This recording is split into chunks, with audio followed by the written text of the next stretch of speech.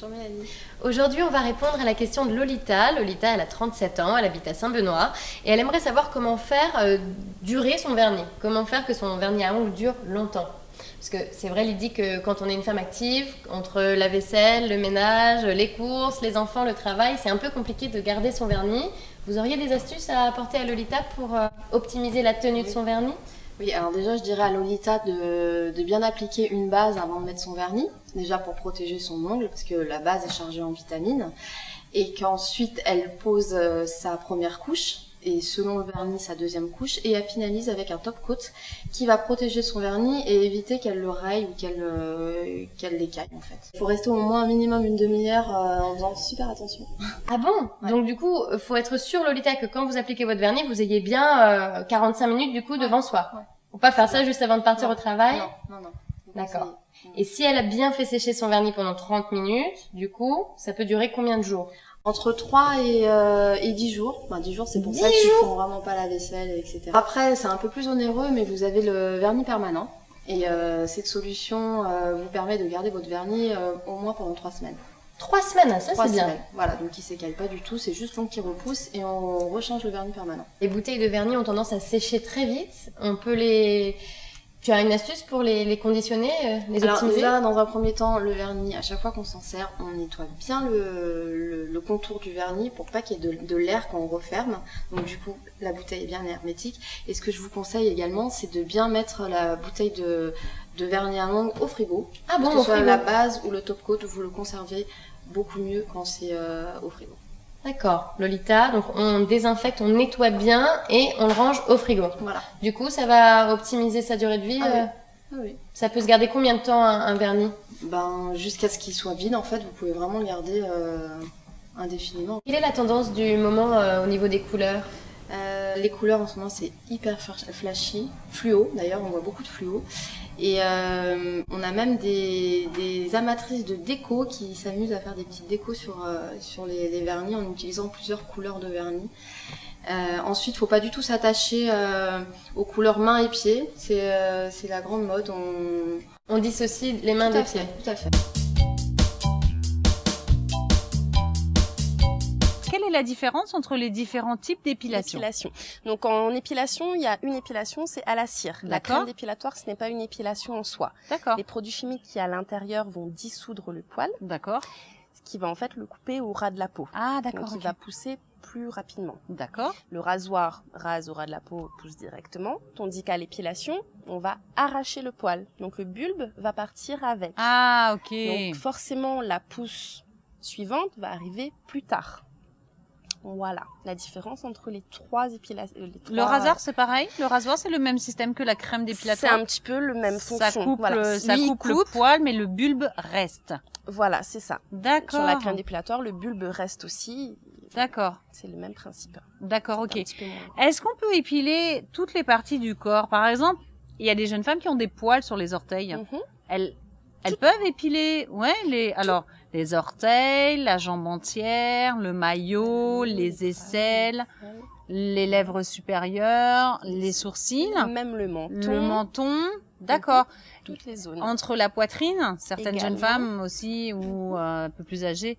D'accord. Toutes les zones qui vous gênent, où il y a de la pilosité, vous pouvez enlever les poils. Est-ce qu'il y a un entretien particulier lorsqu'on s'épile ? Alors, au niveau de l'épilation, l'entretien, il est à faire toutes les 3 semaines. En règle générale, le poil est à épiler toutes les 3 semaines. Par contre, ce qui est important de faire avant, c'est un gommage. Ah ouais, Voilà, très important d'accord. pour avoir vraiment une épilation plus nette. Ça décolle les poils ? Ça va permettre C'est ça de décoller Ah, le c'est poil, ça, ouais. d'enlever toutes les cellules mortes et donc de vraiment pouvoir arracher bien comme il faut, nettement. D'accord. Voilà. Et quand on fait une épilation, il y a un traitement à faire après ? À la entre fin les- d'une épilation, il faut quand même soulager la peau, donc mettre une crème hydratante, faire un petit modelage hydratant au niveau des jambes. Après, il existe également des crèmes anti-repousse pour ralentir la pousse du poil. Donc ça, on pourra en parler D'accord. plus en détail dans une prochaine émission, Ouais. éventuellement, mais ça D'accord. existe aussi, c'est bon à savoir. D'accord. Alors moi, je me souviens, une semaine de vacances improvisées où en fait, comme tu disais tout à l'heure, moi j'ai utilisé une crème dépilatoire. Ouais. Au bout de 3 jours, ça avait repoussé et en plus, ça piquait. Voilà. Ah ouais, donc c'est ça. Donc maintenant, les filles, Vanessa, Attends. c'est la cire, basta. Voilà. C'est le meilleur, après avoir tout testé, c'est la meilleure, c'est le plus C'est efficace. le plus Et efficace. le plus long. D'accord. Et après, avec le temps, vous en aurez beaucoup moins et la vie sera beaucoup plus facile. Bonjour Didier. Bonjour Mélanie. Didier, tu es coach sportif depuis plusieurs années. Oui, tout à fait. Ensemble, aujourd'hui, on va répondre à la question de Charlotte, qui a 27 ans et sans souci, c'est la culotte de cheval. Alors déjà, Charlotte, ce que je te dirais, c'est que les hanches, c'est très féminin, c'est un signe de féminité et les hommes adorent ça. Maintenant, si vraiment tu es très complexé, je pense que Didier va pouvoir t'apporter quelques petits trucs pour affiner cette partie du corps. La culotte de cheval, pour la faire disparaître en quelque sorte, j'ai à te proposer donc du cardio. Donc ça concerne simplement de l'exercice vraiment physique, soit de la marche à pied, soit de la course également. Pour brûler les Pour graisses. brûler les graisses, voilà. Parce que finalement, la culotte de cheval, c'est un amas graisseux qui vient se loger Qui vient sur se les hanches. stocker voilà, sur les hanches, tout à fait. Sache que voilà, tu peux y aller à ton rythme, courir ou marcher, ou si tu es déjà inscrite dans une salle de sport, n'hésite pas à faire du tapis, de l'elliptique ou bien sûr du vélo, donc à raison de 3 fois par semaine pour pouvoir donc brûler ces amas graisseux. Donc tous les sports qui vont pouvoir te faire transpirer, te faire accélérer le rythme cardiaque. Voilà, en fait. exactement. Ou sinon, un autre exercice, si elle est chez elle, c'est tout simplement un travail qui va se situer ici au niveau donc de la culotte de cheval. Tu auras simplement à être debout et à monter simplement la jambe sur le côté et à faire des répétitions. Donc je te conseille au moins 4 séries de 12 répétitions. 4 séries de 12 répétitions. Donc Voilà. on rappelle que les séries, donc on reste en statique, on lève la jambe 12 fois, Voilà. on récupère et on le refait 4 fois d'affilée. Voilà. Donc une fois sur la jambe droite et bien sûr une fois sur la jambe gauche. Donc surtout, donc, tu vas travailler également ton équilibre, l'équilibre unipodal, donc sur une seule jambe, mais n'aie pas peur, si jamais tu as quelques soucis, tu as le droit donc de prendre chez toi un manche à balai, un bâton pour te tenir en fait et travailler plus à l'aise sur ton exercice. À raison de combien de fois par semaine cet exercice-là pour un Elle peut le résultat faire au moins optimal 3 fois dans la semaine. 3 fois Voilà, dans la semaine. chez elle, entre 5 à 10 minutes, il n'y a pas de souci. Donc 3 fois par semaine, 12 côtés fois 4 séries d'une jambe et de l'autre. Et de l'autre. Et tu vas pouvoir raffermir et affiner ses hanches. Et puis le cardio, donc là, il faut... Et le cardio, voilà, elle peut donc simplement soit marcher ou courir si elle a déjà commencé une petite activité physique, mais en complément justement de cet exercice. Impeccable. Cardio pour brûler les graisses, cet exercice pour affiner. Et puis n'oublie pas, les hanches, c'est la féminité. Merci Charlotte.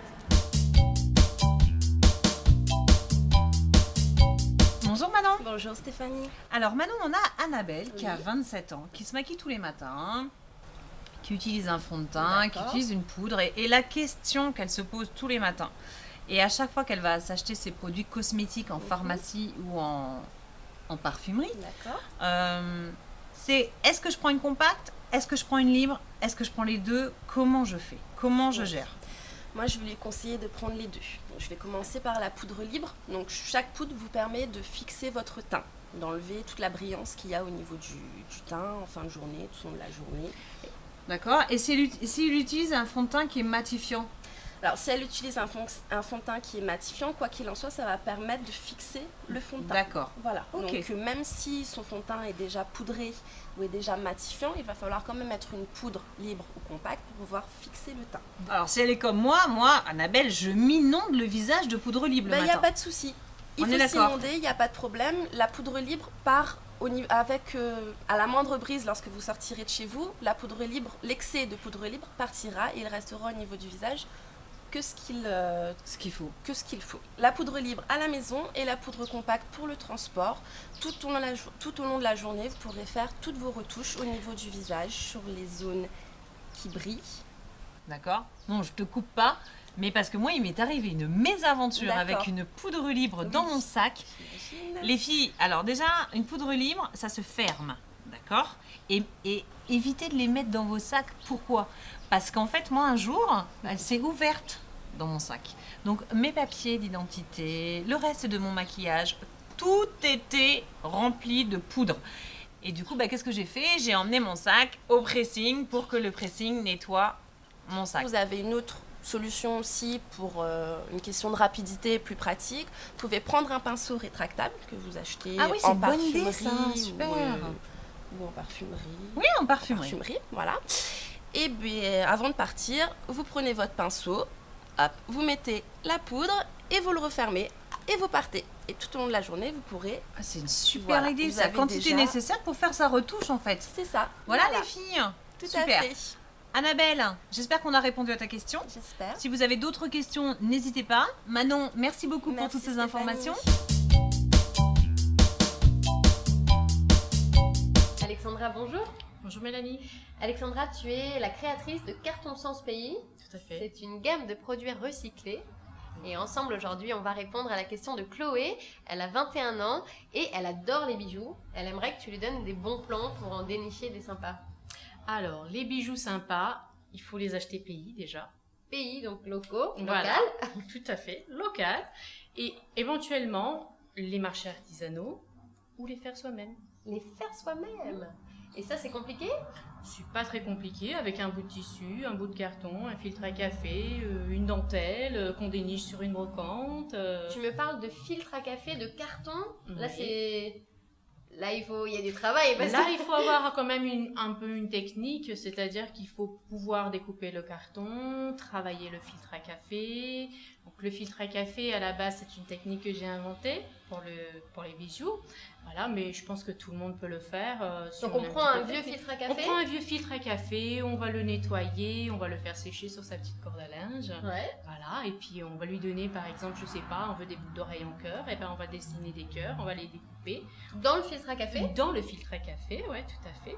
On va lui donner une certaine épaisseur quand même. Hein. Donc, on superpose on va plusieurs superposer plusieurs filtres. Et après, donc soit on lui met une petite teinte. Donc si on a de la peinture acrylique, on peut lui mettre de la peinture acrylique. Ouais. Parce que je donnerai pas mon secret. Ah non, non, non. Surtout pas, ça reste Voilà. top secret.